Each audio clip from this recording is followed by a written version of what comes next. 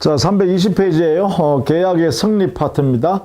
계약의 성립이라는 것은 청약과 승낙의 의사의 합치에서 이루어지죠. 그래서 네모 2번 계약의 성립 요건으로서의 의사의 합치, 이 의사의 합치인 청약과 승낙이라는 의사가 합치되면 계약이 성립한다라는 것이고, 계약이 성립하는 요건으로서의 의사의 합치니까 의사표시 합치라는 것은 바로 계약이라는 법령의 특별 효력 요건이 되겠죠. 성립 요건이 되겠죠. 성립 요건. 그래서 의사표시 합치가 되었다라는 것을 우리는 합의라 그래요.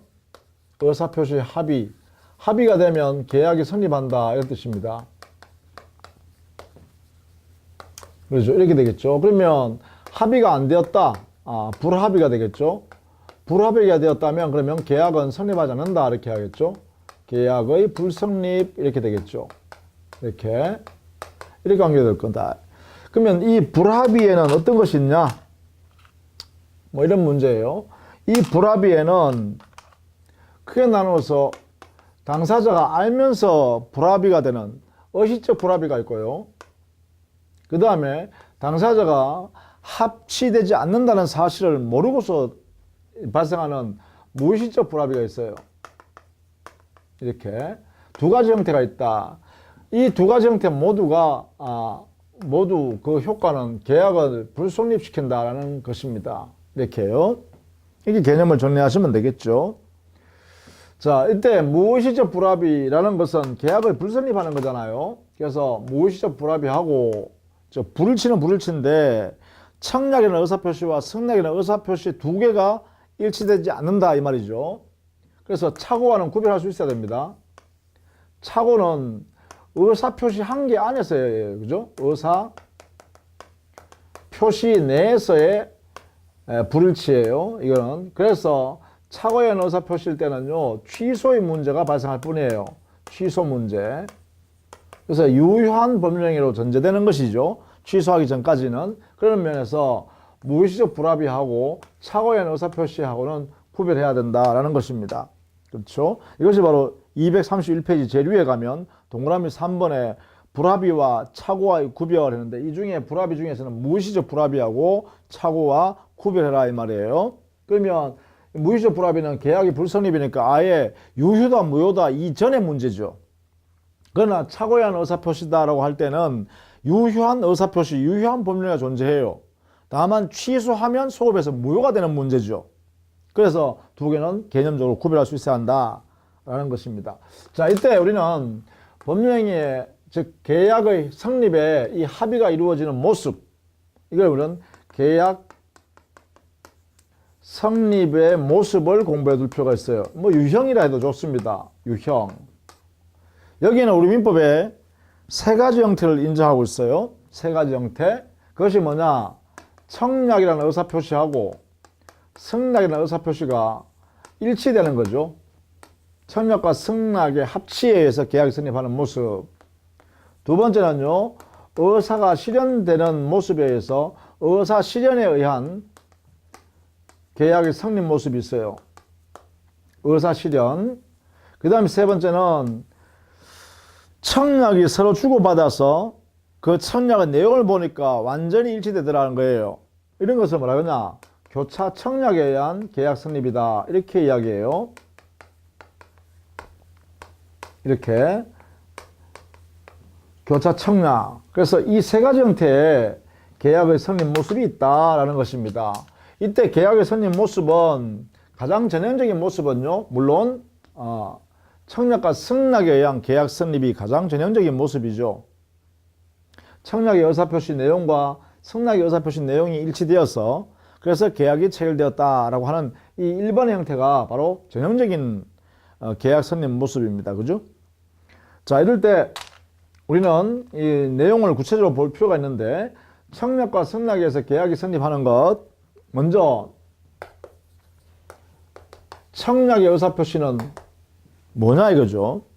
청약과 승낙에 의해서 계약이 성립한다 했으니까, 그래서 321페이지에 청약의 의사표시에 의해서 청약이란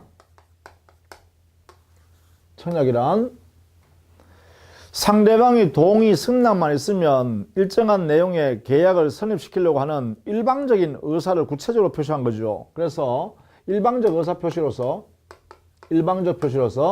구체적이고 확정적인 의사표시다. 그죠? 구체적이며 확정적인 내용의 의사표시예요. 즉 상대방 너가 동의만 하면, 나의 의사표시에 동의만 하면 이러한 내용으로 계약을 체결하겠다라는 내용으로 하는 것이죠. 이게 이제 청약이다라는 거예요. 그러면 청약이 인정되기 위한 요건은 뭘까? 당연히 이 청약은 특정인이 특정인에 대해서 생각하는 거죠. 자, 이때 청약은요, 상대방 있는 의사표시입니다.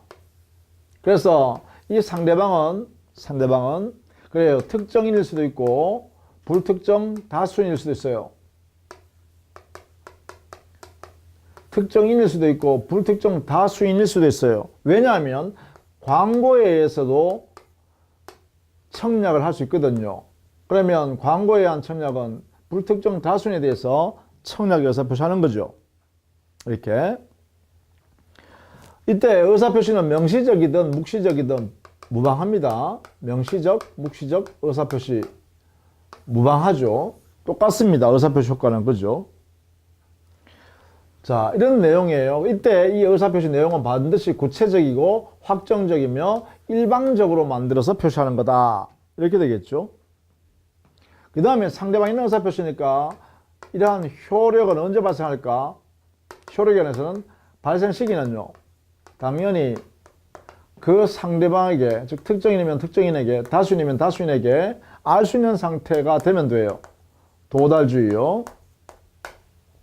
이게 민법 111조에 근거하는 것이죠.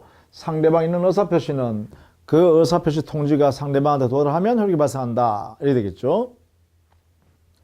자, 이런 것들이 여러분 교재 322페이지에 가면 청약의 효력 해가지고요, 발생 시기에 관한 것이 있다. 자, 두 번째, 청약의 의사표시는 상대방한테 도달하면 효력이 발생해버리니까 철회를 할 수 없습니다. 철회 금지입니다. 원칙적으로 모습이에요. 이것을 우리는 구속력이라 그래요. 청약을 하게 되면 구속된다. 청약의 구속력이라고 합니다. 이렇게. 청약을 한 의사표시한 당사자는 마음대로 철회할 수 없다. 그죠? 그리고 비철회성, 구속력이 생긴다. 이렇게 표현합니다. 이게요. 그러면 철회는, 즉, 할 수 없는 건 언제까지냐? 결국은 뭐예요? 그래요. 상대방에게 승낙의 의사표시 할 수 있는 시간을 주었잖아요. 승낙기간. 승낙기간 내에는 철회할 수 없습니다. 당연히요. 그런 내용이 되겠죠. 다만 이제 이 구속력의 규정은 임의 규정이니까 배제 특이하게 가능해요.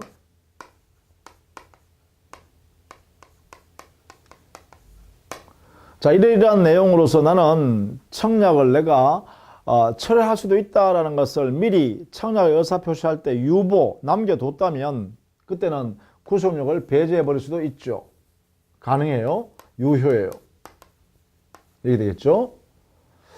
자, 그 다음에 두 번째는 어떠한 효력이 있냐 하면 구체적으로 청약의 의사표시를 받은 상대방한테요, 승낙기간 내에는 승낙만 하면 계약을 체결할 수 있는 자격을 줘요.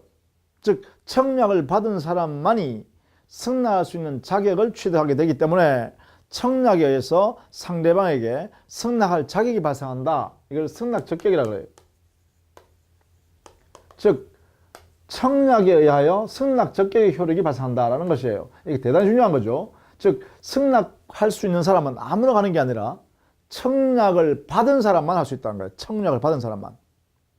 다만 이 승낙적격은요, 이 자격은 언제까지 가지고 있냐? 바로 청약자가 청약을 의사표시할 때 붙여서 발송한 승낙기간 동안만 할 수 있어요. 이 승낙기간 동안만 승낙적격을 갖습니다. 이때 승낙기간은요, 결국은 청약이 이 기간에 지나가 버리면 효력이 상실하니까 청약의 효력 발생 기간에 효력이 존속할 수 있는 기간이에요. 그래서 결국은 승낙 적격은 상대방 입장에서, 즉 청약을 받는 상대방 입장에서 보면 내가 승낙할 수 있는 자격을 부여받았다라는 의무가 갖고 있고, 그것은 언제까지 행사할 수 있는 자격을 가지고 있냐 하면 승낙 기간 동안만 할 수 있다는 거예요. 왜 그러냐 하면 승낙 기간 동안만 청약이 유효한 상태로 존재하기 때문에 그래요. 만약에 이 기간이 지나버리면 연착된 승낙이라고 그러죠. 연착된 승낙일 때는 당에 청약이 이미 실효돼 버린단 말이에요. 청약의 효력이 상실돼 버리니까 계약을 체결할 수 없다는 거예요. 그래서 이 승낙 적격은 아주 승낙 기간과 직접 연관되어 있다, 그죠? 근데 승낙 기간 누가 정하냐? 이건 청약자가 정해요.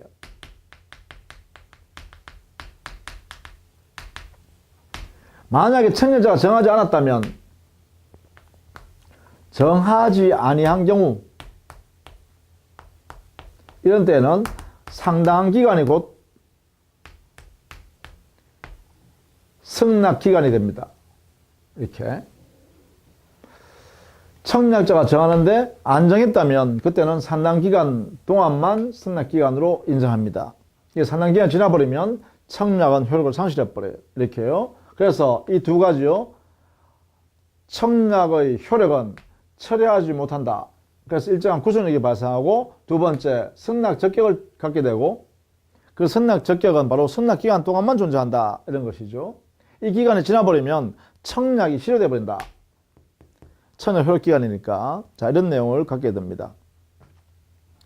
자, 그것이 여러분 교재는 323페이지에 거기에 디귿 동그라미에 청약을 실질적 효력해서 승낙 적격해서 청약이 도달하면 상대방은 그에 대하여 승낙함으로써 계약을 성립시킬 수 있다. 이것이 바로 승낙이 할 수 있는 실질적 효력을 하는 거죠. 즉 청약에 대하여 실질적으로 승낙함으로써 계약을 체결할 수 있는 그러한 효력이 드디어 상대방한테 발생한다. 이걸 승낙 적격이란다. 자, 이런 내용으로 해결해 줘야겠죠. 자, 그 다음에 승낙을 볼까요? 승낙은 어떤 효력이 있는가? 뭐 승낙의 의미부터 좀 살펴봐야겠습니다. 그죠? 승낙이란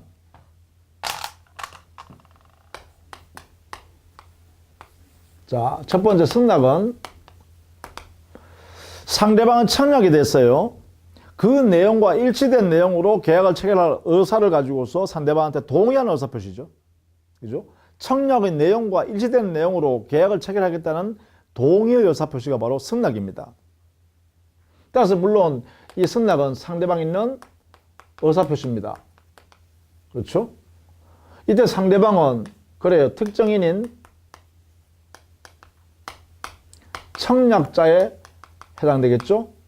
청약자만이 승낙 의사표시를 받는 상대방이 될 수 있다. 이렇게 되겠죠? 이게 상대방. 이 상대방은 특정인에 한한다라는 것입니다. 청약과 차이죠. 청약은 상대방이 있는 의사표시로서 상대방은 특정인이든 불특정 다수이든 무방하다 그랬어요. 광고에 의한 청약도 가능하니까. 그러나 승낙의 의사표시는 반드시 청약자에 대해서 의사표시해야 되죠. 그러니까 청약자라는 특정인에 대해서 의사표시로 나타내는 거예요.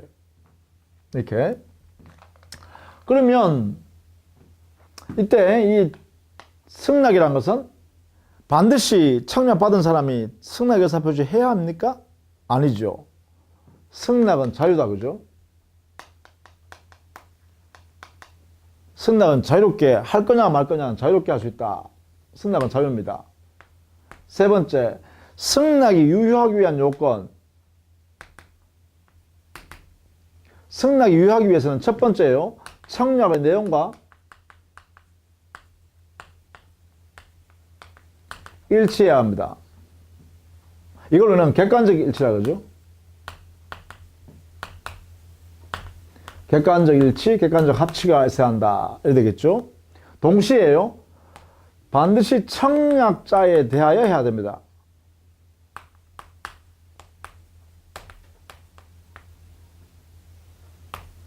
일치하게 해야 합니다. 일치하게. 청약자에 대하여 한다. 즉 이걸 우리는 주관적 합치라 그러죠.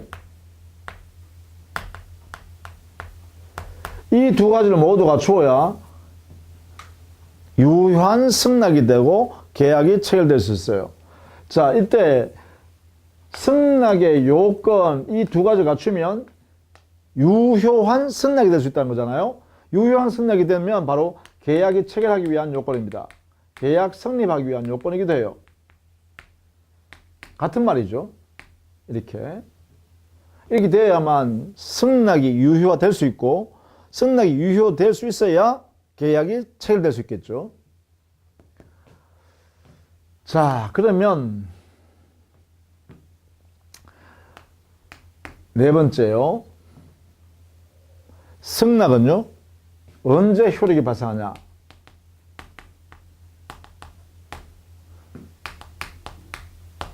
자, 여기에 대해서 이제 우리는 다음과 같이 정리합니다. 서로 얼굴을 보면서 말을 주고받고 하는 경우, 청약을 하고 승낙을 하고 이렇게 주고받고 의사표시를 바로바로 그 자리에서 하는 경우를 우리는 대하자 사이의 계약이라고 그래요. 대하자 사이의 계약에서는요, 승낙의 의사표시가 상대방한테 도달하면 효력이 생깁니다. 도달주의라고 그러죠.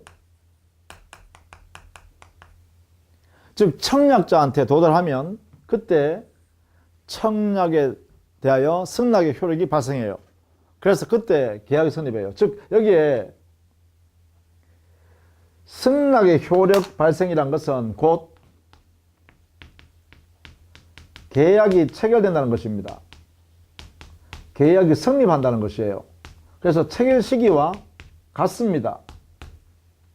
이 말은요. 그래서 대화자 사이의 계약이 성립 시기는 언제냐 하면 바로 승낙의 의사표시가 상대방 청약자한테 도달하면 효력이 생긴다. 이렇게 되는 거죠. 그런데 격지자 사이 계약이요. 격지자 사이의 계약에서는 우리 민법에 예외 규정을 두고 있다. 531조. 이 규정에 의해서 승낙의 의사표시를 발송하면 당해 승낙의 효력이 발생한다. 이렇게 놨어요. 그러면 승낙의 효력이 발생하면 그때 계약이 성립하는 거죠. 그래서 이것은 발신주의가 적용된다. 이렇게 해석해야 돼요. 발송하면 계약이 성립하니까 이렇게 되네요. 발신주의 이렇게 되겠죠. 그럼 여기서 격지자라는 것은 뭘까? 이게 이제 의미가 있겠죠. 격지자 사이라 하면 바로 원래 국어학적으로는 격지자라의 개념을 사전적 의미에서는 공간적으로 멀리 떨어져 있는 사람, 이걸 격지자라 그래요. 그러니까 예컨대 서울에 있는 사람과 제주도에 있는 사람 이렇게 하면 어떻게 돼요? 격지자죠. 왜요? 공간적 의미가 거리가 있으니까 이게 사전적 의미예요. 그런데 여기 법적 의미의 격지자 사이, 즉 민법상의 격지자 사이라는 것은 격지자가 어떤 의미냐면 공간적으로 멀리 떨어져 있는 게 이게 중요한 핵심 포인트가 있는 것이 아니라 바로 시간적 거리입니다. 여기 있는 격지자라는 것은 바로 시간적 거리다. 공간적 거리가 아니라는 거예요. 시간적 거리의 의미는 뭐냐? 승낙의 의사표시를 발송해서 상대방 청약자한테 도달할 때까지 시간이 상당히 소요된다. 발송해서 도달할 때까지 시간이 상당히 걸린다라고 하면 그 소리는 격지자 사이다라는 거예요. 그러니까 보통 우편으로 거래하면 예컨대 우편으로 승낙의 의사표시를 이렇게 편지를 써서 보냈다 이 말이에요. 우편을 붙여서. 그렇다면 아무리 가까이 있는 사람이라도 오늘 오전에 붙여도 오후에 도달하거나 아니면 그 다음날 도달한다는 거예요. 그러면 상당한 시간이 걸리겠죠. 그래서 우편에 의한 승낙의 의사표시를 했을 때는 대부분이 뭐예요? 격지자 사이에 계약이 됩니다. 왜? 시간이 발송해서 도달할 때까지 시간이 상당히 필요하다는 거예요. 몇 시간 이상 걸려야 된다는 거죠. 그러나 이게 대화자 사이 계약은 어떤 거냐? 대화자 사이 계약. 이런 경우는 예를 들면 뭐 전화를 한다든가, 그렇죠? 또 뭐 이메일로 한다든가, 이메일, 그죠? 또 팩스로 한다든가, 뭐 이런 것 등은 여기서 보내면 바로 뭐 수초 안에 바로 받아죠. 바로 받아요. 그죠? 또 전화하면 바로 듣는다. 그죠? 뭐 서울에서 예컨대 뉴욕에 있는 사람하고 전화해도 말이죠. 여기서 대답하면 2, 3초 걸리면 그 상대방 귀에 들리죠. 이런 경우는 뭐라 그러냐? 이건 대화자 사이 계약이라고 해야 된다는 거죠. 공간적 거리가 아무리 멀어도 서로 얼굴을 마주보고 이야기하는 것 같다는 거죠. 이럴 때는 뭐예요? 도달주의 원칙. 상대방 귀에 도달 들리면 그렇다 그죠? 그러나 계좌 사이 계약은 그래요. 승낙 의사 표시를 발송하는 순간에, 그러니까 우표를 붙여서 우체통에 집어넣는 순간에 뭐예요? 격지자한테 효력이 발생한다는 거예요. 다른 말로 하면 계약이 체결된다는 것이죠. 이렇게. 자, 이렇게 정했다라는 것입니다. 자, 이런 내용들이 기본적인 청약과 승낙에 의한 내용의 계약의 성립이다. 이렇게 보시면 돼요. 자, 문제는 그러면 승낙의 효력이 발생되어야 효력이 이제 계약이 체결되는데, 문제는요, 청약이 유효한 상태에서 승낙의 효력이 발생해야 계약이 체결되죠. 이게요. 그러면 연착되면 어떻게 될 거냐 이거죠. 예컨대 연착된 승낙, 즉 승낙 기간 내에 승낙이 도달해야 계약이 체결될 거 아니에요. 그래서 여기에 의미 있는 것은 이 승낙이 연착된 경우, 그러면 원래는 계약은 불성립이죠. 계약은 성립할 수 없습니다. 왜? 연착되는 순간에 청약은 실효되어 버렸어요. 청약이 실효되어 버리니까 효력을 상실해 버렸으니 승낙만 와서는 계약이 체결할 수 없잖아요. 그래서 계약은 불성립으로 끝납니다. 그러면 여기에 있는 연착된 승낙만 남게 되는데, 이 연착된 승낙은 사실은 아무런 의미가 없죠.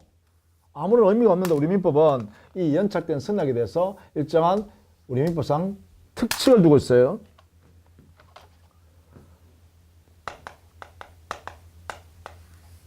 특칙을 두고 있어요. 계약은 성립할 수 없으나 연착된 승낙으로 존재하는 그 승낙을 새로 청약한 것으로 볼 수 있다는 거예요. 그러니까 새로 청약으로 보겠다는 거죠. 이렇게 이 승낙을 청약으로 이렇게 해서 유효한 상태로 두겠다 이 말이죠. 이걸로 바꿔 놓는 거예요.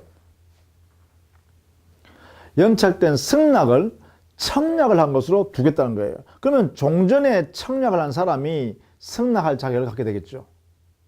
왜? 상대방이 지금 청약을 해왔다고 인정하고 있잖아요. 민법이. 그죠? 따라서 이 내용의 계약을 체결하고 싶으면 종전에 청약의 의사표시한 자가 승낙의 의사표시를 함으로써 계약을 체결할 수 있다. 이래 되겠죠.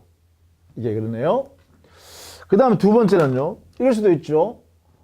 자, 승낙은 반드시 뭐예요? 객관적 합치인 청약의 내용과 일치되는 내용을 하겠죠. 내용과 일치되게. 그런데 만약에 변경을 가하거나 조건을 붙인 승낙 의사표시했다. 이렇게 되면 어떻게 될까요? 이런 경우 변경을 한 승낙 또는 조건을 붙인 승낙, 그러면 청약의 내용과 완전히 일치된 내용이 아니잖아요. 그러면 역시 마찬가지다. 그죠? 계약은 불성립이다. 이렇게 하겠죠? 계약은 성립할 수 없다. 이렇게 대답을 해야겠죠? 자, 여기에 대해서 우리 민법은 다시 특칙을 하나 두죠. 여기에 대해서 특칙을 하나 인정한다 이 말이에요. 법 규정에서 특칙을 두고 있다.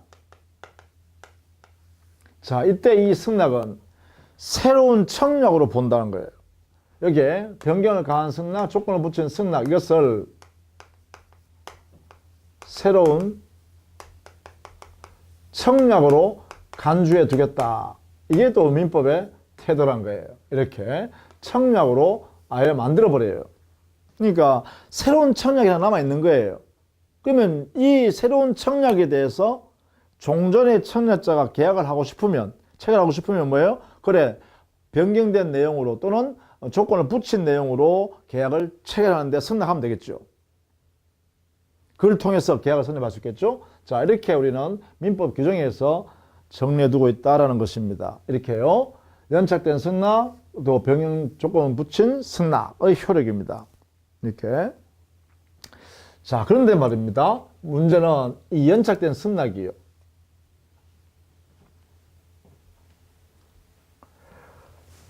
발송하는 과정을 보니까 연착된 승낙이 말입니다. 발송한 그 시점을 보니까 충분히 승낙 기간 내에 도달할 수 있는 발신이었어요. 그런데 특별한 사정에 의해서 연착된 경우, 이 특별한 사정이 보통 사고죠, 뭐. 그렇죠? 특별한 사정이, 승낙에 의사표시한 당사자는 아무 잘못이 없고, 과실이 없고요. 그런데 특별한 사정 때문에 연착됐어요. 사고가 났어. 자, 이런 경우에, 그러면 이 발선, 도달을 할 때, 청약자가 받았을 거 아니에요, 그죠? 청약자는 이런 사실을 알았으면 뭐예요? 지체 없이 승낙자한테요, 알려주라는 거예요. 야, 너 승낙 의사표시가 내한테 늦게 도달했다. 즉, 승낙기간을 지나서 연착했다. 그래서 계약이 체결하지 않았다. 이런 내용을요, 지체 없이 이러한 연착의 통지 책무가 있어요. 연착했다는 통지를 할 책무가 있어요. 이렇게. 청약자에게 우리 민법은 이런 의무를 부과하고 있다는 것입니다. 이렇게. 자, 이 부분을 알아두셔야 돼요. 승낙기간 내에 도달할 수 있는 그러한 발신이었는데 특별한 사정 때문에 연착되었다라고 하면 이때는 청약자한테 일정한 책무가 부여된다. 법적으로. 지체 없이 자기가 할 수 있는 최대한 빠른 내에 연착되었다는 사실을 통지해 주라. 누구한테? 승낙에 표시한 사람한테. 자, 이렇게 책무를 이행하면 이 내용을 이행한 경우에는 계약 불성립으로 끝납니다. 그렇죠? 계약은 성립하지 않아요. 근데 만약에 이것을 불이행한 경우요. 자, 이 청약자가 이행하지 않은 경우는 어떻게 하죠? 그렇다면 결국은 여기에 책무를 위반했다는 거죠. 책무를 위반하면 법에 의해서 강제됩니다. 강제되는 게 법에 의해서 불이익을 부여합니다. 그 불이익이 뭐냐? 연착되지 아니한 것을 간주해 버립니다.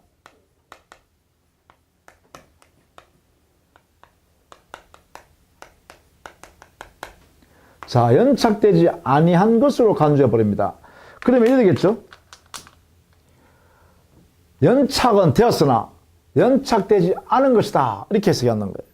연착되지 않았으면 어떻게 되죠? 계약은 성립하겠죠. 그렇습니다. 불이행의 경우 연착되지 아니한 것으로 간주하기 때문에 따라서 결론적으로요. 계약은 체결 성립되었다. 이렇게 되는 거죠. 자, 요 내용이 이제 특별한 내용이에요.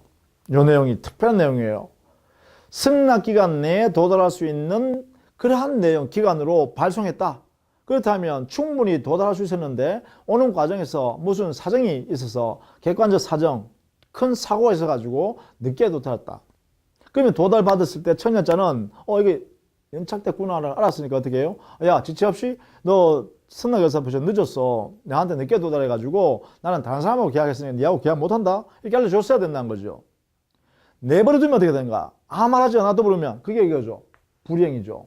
불이행하면 어떻게 되냐? 연착되지 않은 것으로 간주되기 때문에 그러면 승낙기간 내에 도달했다는 거 아닙니까? 승낙기간 내에 도달했다면 계약은 성립해요. 이렇게. 그러면 계약 성립 시기는 언제 되나? 이것도 물어보겠죠. 그러면 계약이 체결됐다고 인정한다. 인정한다면 계약은 뭐 언제 성립된 거냐? 이거 되죠. 자, 계약이 언제 성립됐냐라고 물으면 이때는요. 자, 승낙의 의사표시가 효력이 발생하는데 그 효력이 발생해서 계약이 성립시킨다면 만약에 대화자 사이라면 도달주의고요. 격지자 사이면 발신주의잖아요. 그러면 이게 뭐예요? 승낙기간 내에 도달할 수 있는데 늦게 도달했다 했으니까 뭐야? 이거는 바로 대화자 사이가 아니라 격지자 사이 계약이 되겠죠.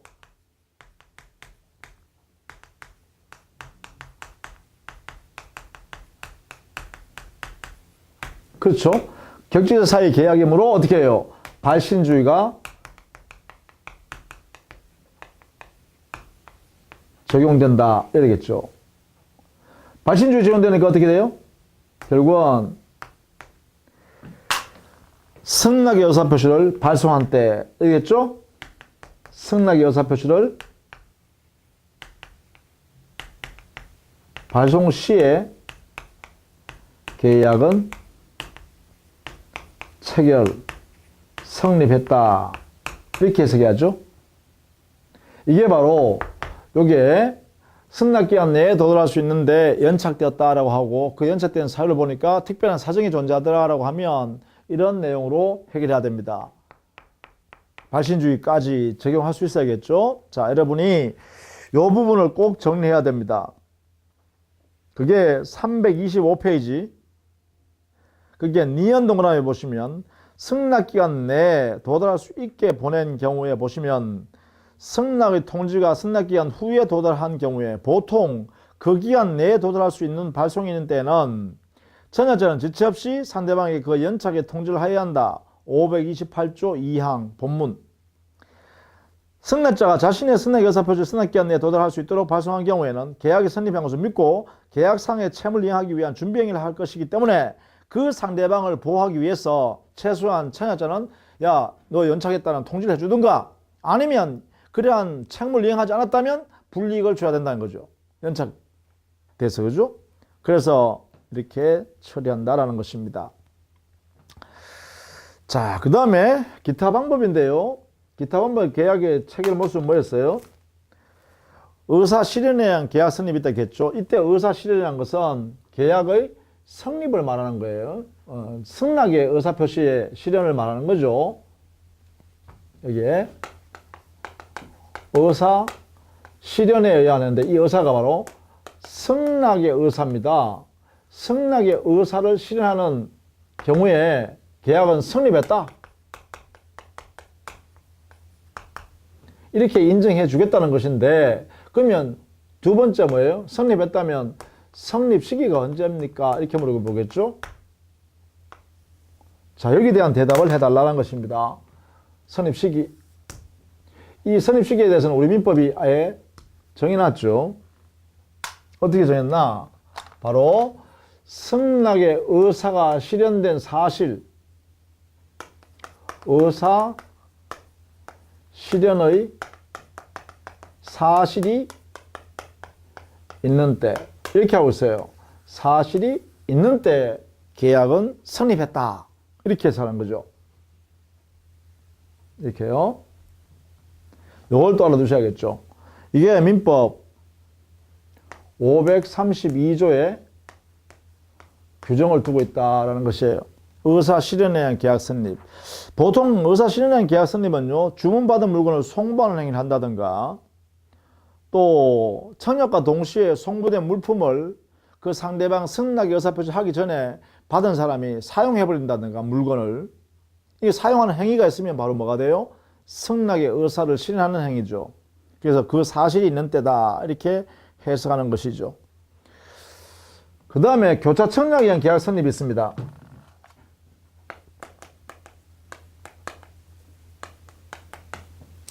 교차 청약. 이 교차라는 것은 청약의 의사표시가 있다는 사실을 서로 간에 모르고 상대방에 대해서 청약을 한 거죠. 갑은 을한테 야, 내 아파트 5억에 살래? 내가 팔게 라고 하고, 을은 갑한테요. 갑아, 너 그 아파트 있잖아. 내한테 5억에 팔래? 내가 살게. 이렇게 청약했어요. 그러면 갑과 을은 서로 같은 내용의 청약을 서로 주고받은 거죠. 이때 상대방이 내한테 청약했다는 사실을 서로 모르는 거죠. 이런 경우는 교차 청약에 의한 계약 성립이다. 이렇게 표현합니다. 자, 여기에서도 교차 청약에 의한 계약 성립은 계약 성립을 인정한다는 것이죠. 우리 민법이. 계약이 성립했다. 이렇게 인정해요. 그렇다면 질문이 또 생기죠. 계약 성립 시기는 언제냐? 이렇게 물을 거 아니에요. 그죠? 자, 이 성립 시기가 왜 중요하냐면 바로 채권 채무 관계가 발생하는 시점이에요. 이게 그죠? 여기에 대해서 우리 민법이 딱 정해놨죠. 양청약이 모두 상대방한테 도달한 때 이렇게 하죠.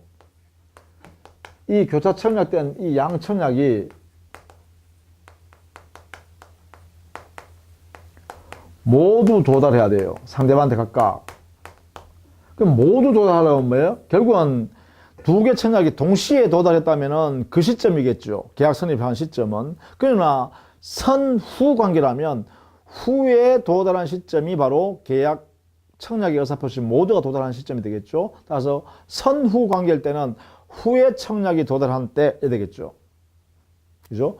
청약이 나중에 도달한 그 시점이 바로 모두 도달한 때가 되겠다. 되겠죠. 이 시점이 바로 계약 성립 시기다. 이렇게 정리를 각각 하고 있습니다. 교차 청약. 이것은 533조에 여기다 규정을 두고 있죠. 이렇게요. 각각 두고 있습니다. 이런 내용들을 알아두시면 되겠죠. 그 다음에 사실적 계약관계에 일어난 것은, 계약관계로원이라는 것은, 이거는 사실상 전통적 우리 의사표시에 의한 계약 성립, 청약과 승낙에 의한 계약 성립과는 그 개념이 달라요. 사실행위만 있으면, 즉 의사표시가 없어도 계약이 성립할 수 있다라는 이론이에요. 이게 사실적 계약관계로.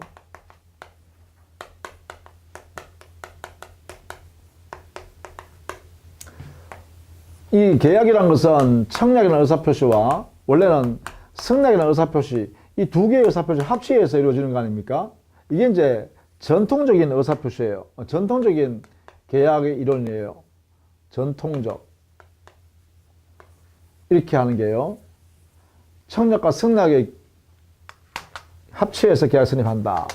그런데 사실행위만 존재하면 이것만으로도 계약 성립한다라는 예외적인 현상을 지금 인정하려는 거예요. 이렇게. 그래서 전통적 이론에서는 이거 부정하죠. 그런데 이런 내용들을 끄집어내 올라가는 거죠. 사실행위로서 계약이 체결하는 방법.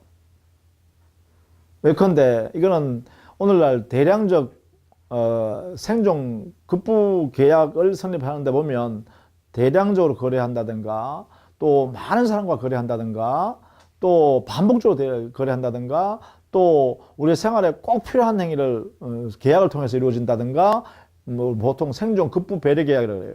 그런 계약에서 당사자 의사표시에 의해서 계약이 체결되는 것이 아니라 사실행위만 존재해도 계약이 체결한다고 인정하자, 간주해버리자 라는 내용입니다. 이게요. 근데 오늘날은 거의 뭐예요?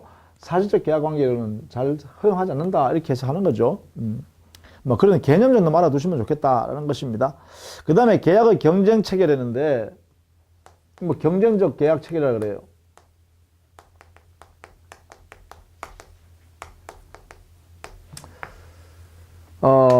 계약을 체결하는 당사자가 경쟁한다는 것이죠. 주로 뭐 경매나 입찰을 말합니다. 경매, 입찰. 이거에서 계약이 체결되는 경우 경매도 계약이요, 입찰도 계약이란 거죠. 계약의 형태입니다. 형태. 이때 경쟁하는 당사자의 모습이 약간씩 다르다는 거죠. 경매의 경우는 경쟁자끼리 의사표시 내용을 알 수 있도록 하는 거예요. 경쟁자끼리의 의사표시가 공개되는 거예요. 공개 상태에서 이루어지는 거예요. 경쟁이. 근데 여기는 입찰은요. 경쟁자의 의사표시가 숨겨져 있어요. 비공개예요. 비밀리에 이루어지는 거예요. 비밀이 보존되는 거죠. 입찰이란 것은요. 그래서 입찰은 갑을병정이 입찰했다 할 때 갑을병정이 어떤 내용의 의사를 표시를 상대방한테 했는지를 알 수 없어요. 갑을병정 서로 간에는. 근데 경매에서는요. 갑을병정이 경매에 동참했다라고 하면 갑의 의사표시, 을의 의사표시, 병의 의사표시, 정의 의사표시가 다 드러나는 거예요. 서로 간에 다 보여주는 거예요. 이게요. 그게 경매라 그래요. 경매. 그래서 경매와 입찰은 결국은 청약과 승낙이 의사의 합치에서 이루어지는데 어떤 것이 청약이고 어느 것이 승낙이냐 이거 차이가 있을 뿐이고 청약과 승낙에 의한 의사 표시에 의한 계약 성립 그런 내용과 같습니다. 그러니까 큰 문제 안 되겠죠. 그죠? 자, 이렇게 해서 계약 성립하는 모습을 쭉 살펴봤고 여러분 알아두셔야 될 거 뭐냐. 특히 청약과 승낙에 의한 계약 성립이 중요하고요. 그 다음에 청약의 효력 발생 시기와 승낙의 효력 발생 시기를 알아야 되겠고요. 승낙의 효력 발생 시기는 곧 계약의 성립 시기입니다.